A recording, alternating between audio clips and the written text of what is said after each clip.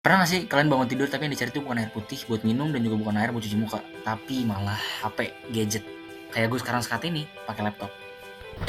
Tapi karena topik yang saya bahas di sini adalah topik yang krusial, izinkan saya di sini untuk serius dahulu. Kita sering bilang kalau misalnya kita capek, kita latih, kita lelah, tapi karena dopamin yang terus mengalir di otak kita tetap nge-scroll Instagram, TikTok, dan sosial media yang lainnya. Dengan fakta yang tadi saya bilang, saya jadi ingin bertanya, sebenarnya diri kita dikontrol oleh gadget atau diri kita sendiri? Gue juga sama kayak Gen Z pada umumnya, gak bisa lepas total dari gadget. Tapi gue sadar kalau gue gak pakai aturan main yang realistis dan juga strategis, gue bakal jatuh ke jurang yang sama dan gue bakal terlena.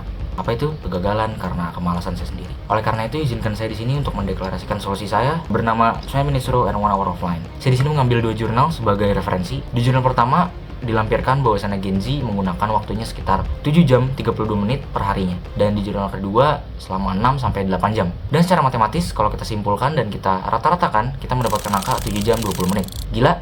Iya gila.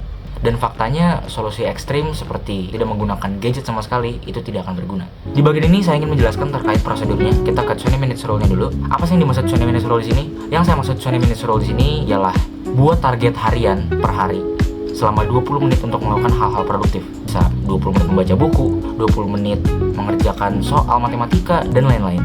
Jurnal terkait Pomodoro Technique dikutip bahwasanya jika kita menggunakan waktu kita selama 24 menit yang dibahas atau yang diteliti, dan kita menggunakan waktu interval kita, itu bisa menurunkan tingkat burnout otak selama 20%. Selanjutnya ialah 1 hour offline.